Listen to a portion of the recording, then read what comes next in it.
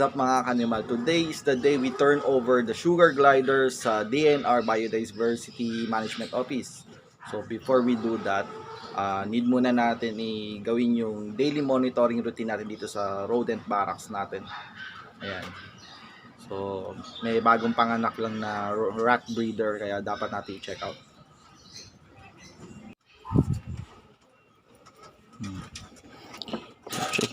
Checking. There you go. So there are 1, 2, 3.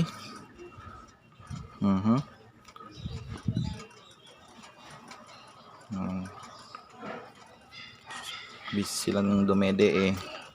Sorry, naistorbo. So there are 3 na dun sa sulok. So yun. 3, 4, 5, 6, 7, 8, 9, 10. So there, meron tayong 10 pinkies. 10 rat pinkies. So ito, may buntis pa. Mga anak na rin to. Yung albino rat. So ayan. Ayan, dumidede sila ngayon lahat. Sorry. Ayan. So ganito ko tayo ka monitor sa meron tayong monitoring scheme, meron 10 pinkies. Ayan.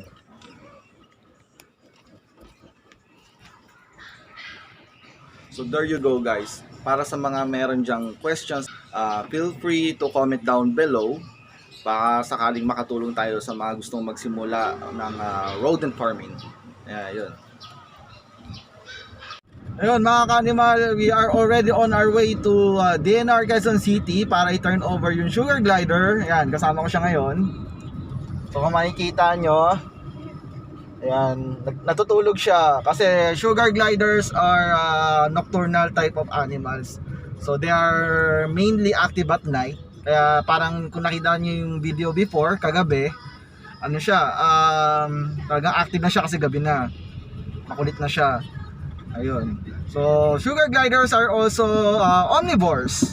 So they this diet mainly on nectars, sap of trees, fruits, and insects. Ayan. So ayan, medyo driving na tayo on the road. Medyo pa Mantabayain na lang natin mamaya kung ano ang mangyayari sa mga procedures upon the turnover of the sugar glider.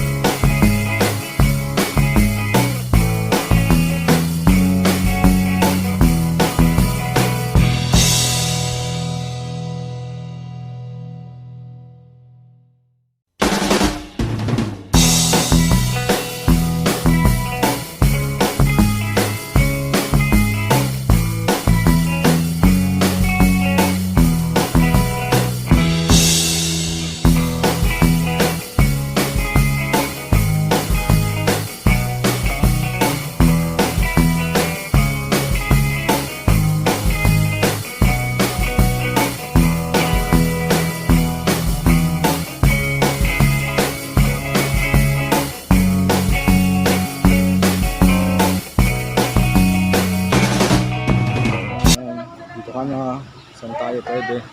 Ay, pala. Ayan, dadalhin na rin po siya natin siya ngayon. Later, turn over na po tayo.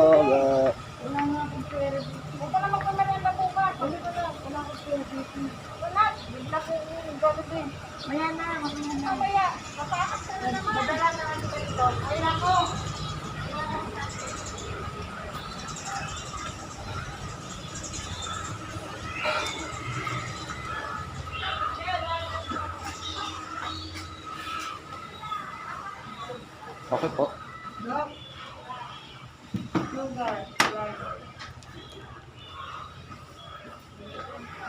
Herbert!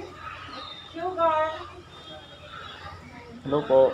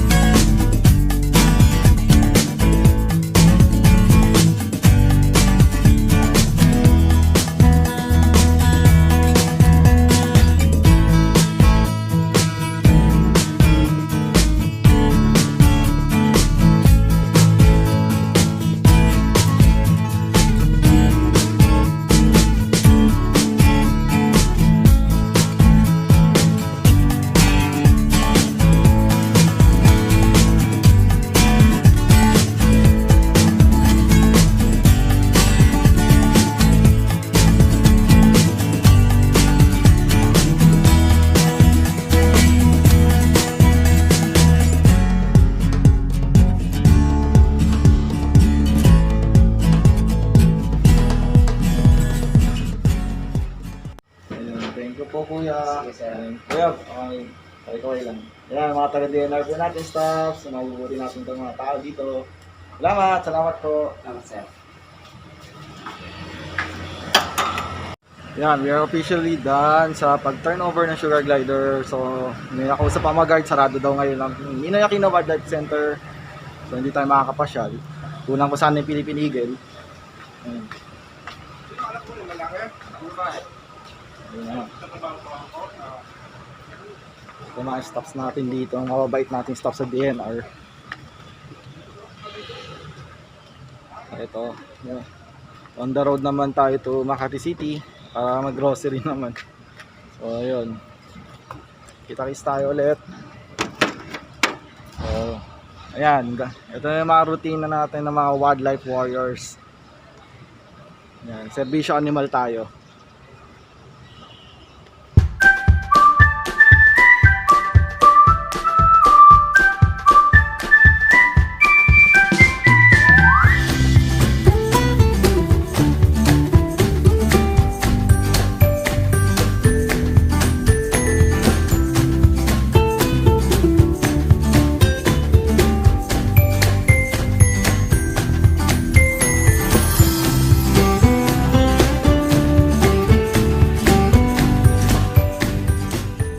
There you go guys, serbisyo animal tayo.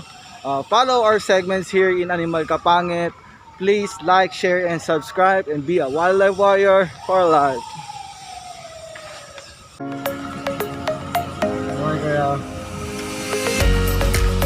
Bye. Thank you.